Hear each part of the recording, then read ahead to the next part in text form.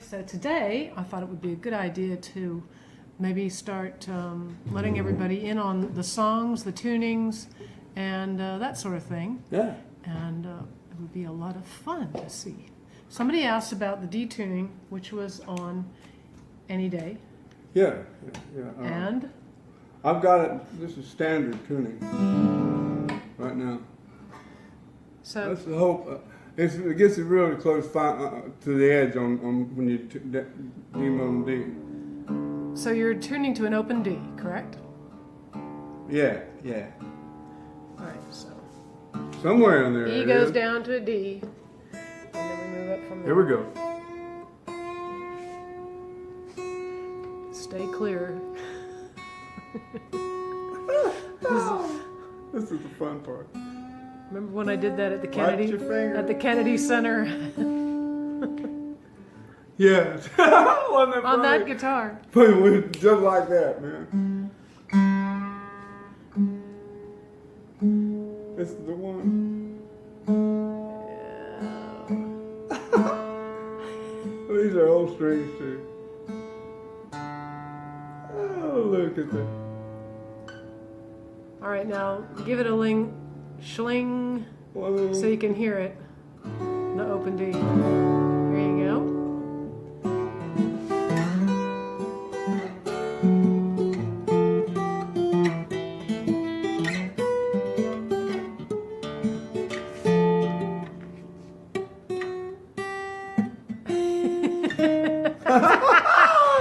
It's such fun doing this shit. Okay. Everybody thinks it goes. No, ba, ba, ba, ba, ba. That's not how it goes. It goes. That's it.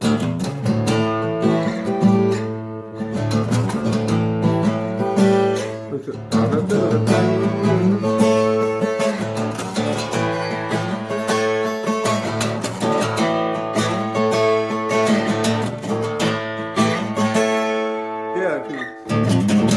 Da da da da. It's not da da. It's not. First of all, you're doing No, that's not no, how no, it they're goes, going man. da, da, da, da.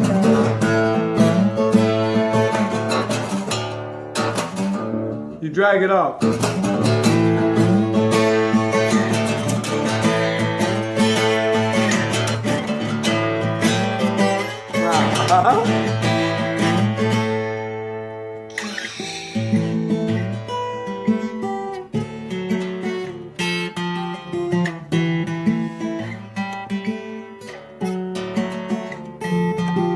We were talking and I thought I heard you say, well, please leave me alone.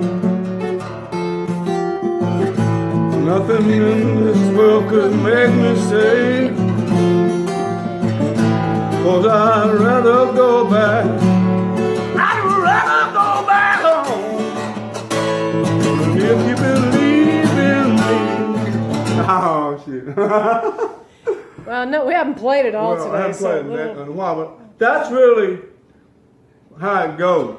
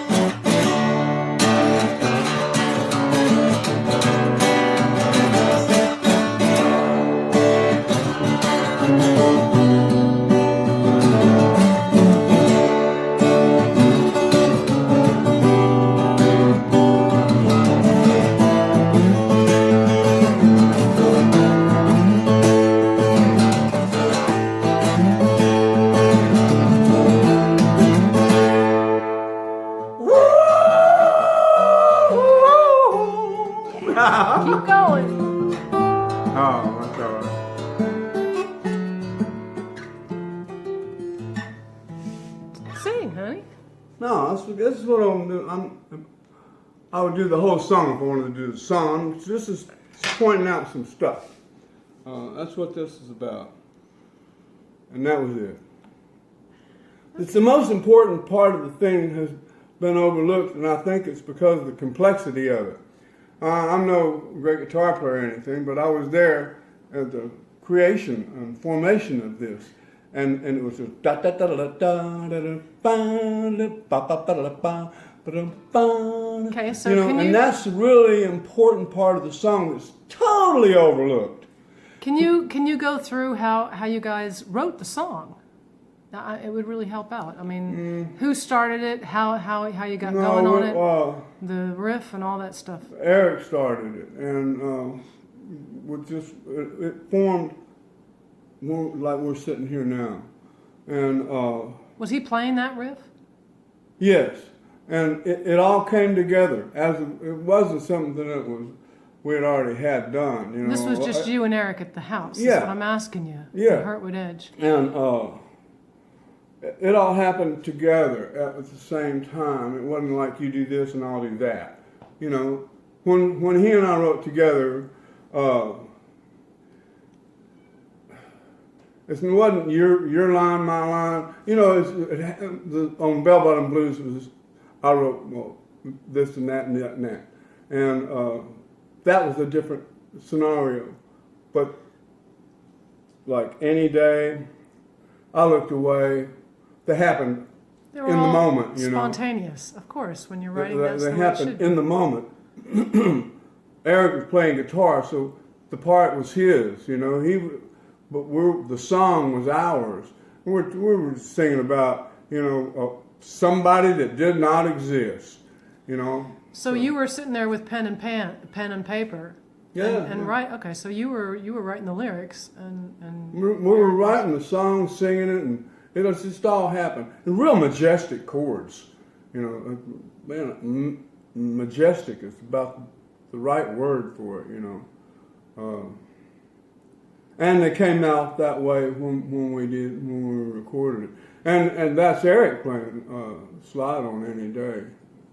Nobody ever mentions that on the record either, you know. So about again, tell me how you guys came about writing the actual song Anyday, the lyrics themselves. Yeah, couldn't tell you that because I don't know how we did it Well, a ourselves. couple of times you mentioned like when you wrote "Why Does Love Got to Be So Sad?" You were like, "Why does that got to be such a long song title?"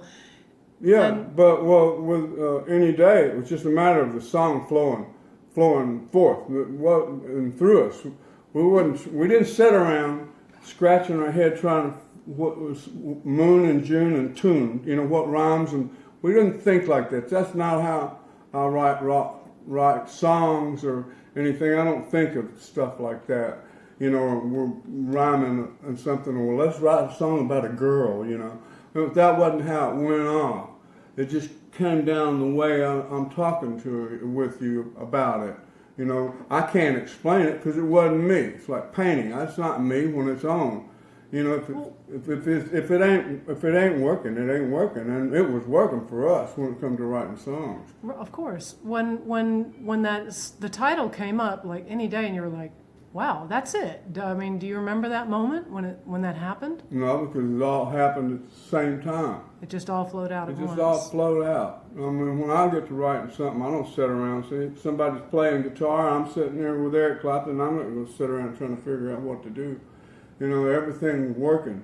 Everything. I don't know, I'm that way. You know how I write.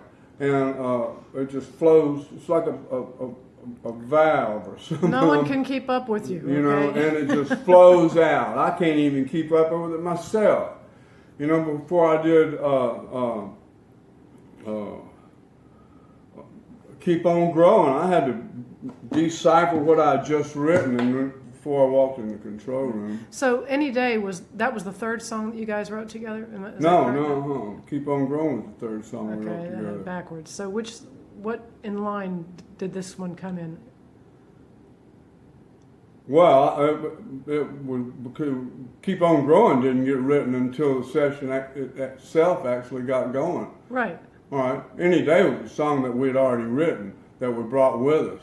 like That's what I'm asking. like Bell Bottom Blues, you know, and I Looked Away. We brought that with us. Any Day, we brought that with us. Okay. That's awesome. So you guys had the We arrived with material to play. Tell the Truth. Why Does Love Gotta Be So Sad? All had already been written. Did you guys want to do Roll It Over for the record, or I know you already? Well, that's one we considered.